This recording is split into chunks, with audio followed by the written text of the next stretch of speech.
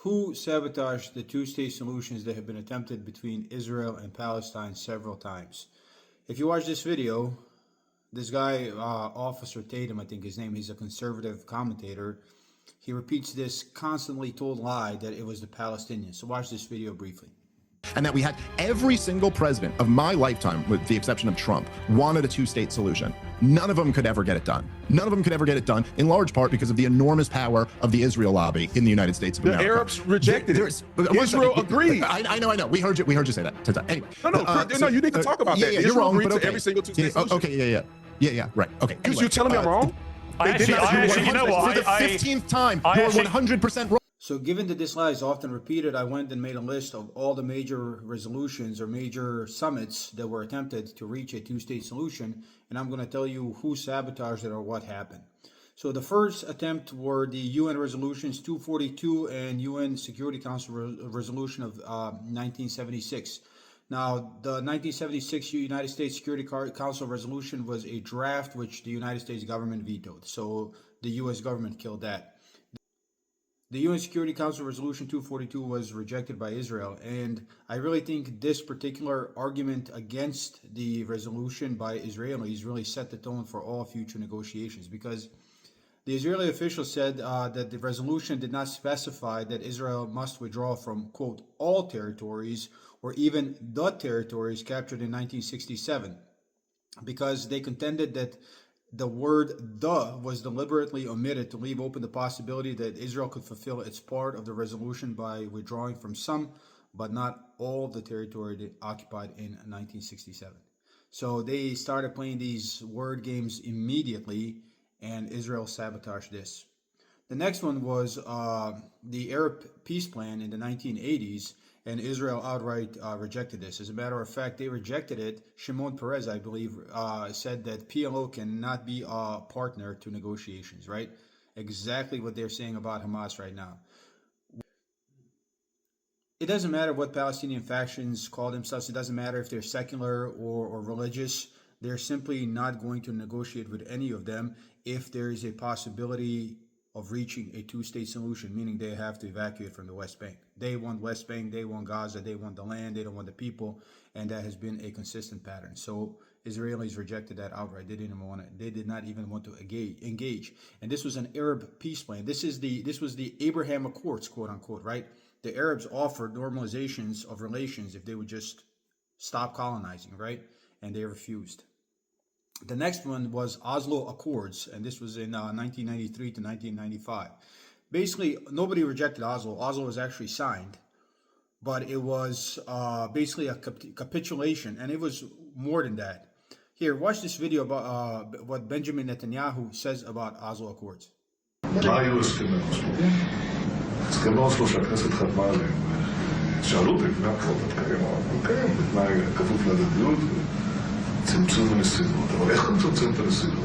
אני אתן פירוש להסכם שיאפשר לי להפסיק את הדהירה הזאת לקווי 67. איך עשינו את זה? אף אחד לא אמר מה זה אתרים צבאיים מוגדרים.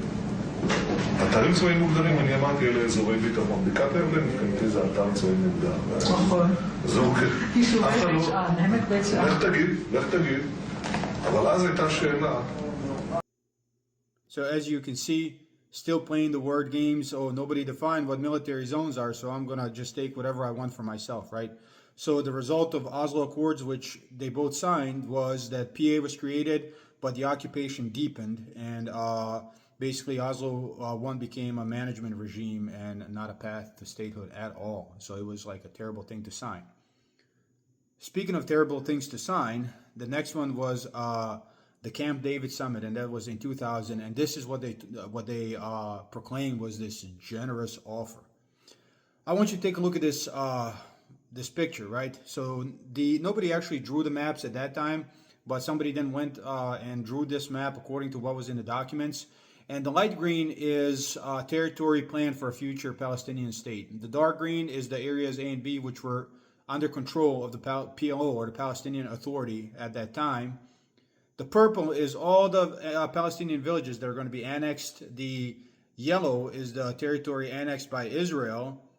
The yellow with the red stripes all along the Jordan River there is Israeli security zone. So you're going to get this Palestinian state, but you're going to be surrounded by Israelis. But moreover, you see these roads, these white lines, those are settler roads, which means checkpoints. So you're going to have this state crisscrossed by settlements. Oh, the orange is the settlements, by the way. Still going to have settlements everywhere. You're still going to be crisscrossed by roads. You're still going to have to go through checkpoints, but you're going to be a state, right? And that was the generous offer that the Palestinians, quote unquote, refused. Oh, but that's not all. Also, in that generous offer, there was the refugee question. So refugees could not go home. Israel said, all right, you can have 100,000 refugees return, and that's it, out of millions. Moreover, there was a question of water resources, right? And the Israeli proposal sought to retain Israeli management of the water resources in the West Bank. So Palestinians, of course, rejected this. Imagine all these people that have been forcing you to live under apartheid, murdered you, took your land and everything. They're going to manage your water. They're going to manage your border. You're going to have all these roads crisscrossed by these violent settlers. And that was the generous offer that the Palestinians rejected. They did reject this, but you can see it was nonsense. It was created to be rejected in order to create a propaganda piece that the Palestinians don't want peace. The next one I want to talk about is the Taba talks, and this was in January 2001. And basically, this came very, very close to an actual workable solution. But what happened? Israel just stopped negotiating. Their government changed. They had elections, and Ariel Sharon became the prime minister, and they just ended the negotiations right there. So Israel rejected that. They were very close to the solution, and Israel rejected. The last one I'm going to mention, because this is already a 7-minute video, is the Geneva Accords in 2003. And Ariel Sharon just outright rejected this. And this is the picture. As you can see, this was actually something that was workable. But of course, Israel never wanted peace. They want territory. And that is ultimately the truth of it. Palestine never rejected peace. They never rejected a two-state solution. They never rejected a generous offer.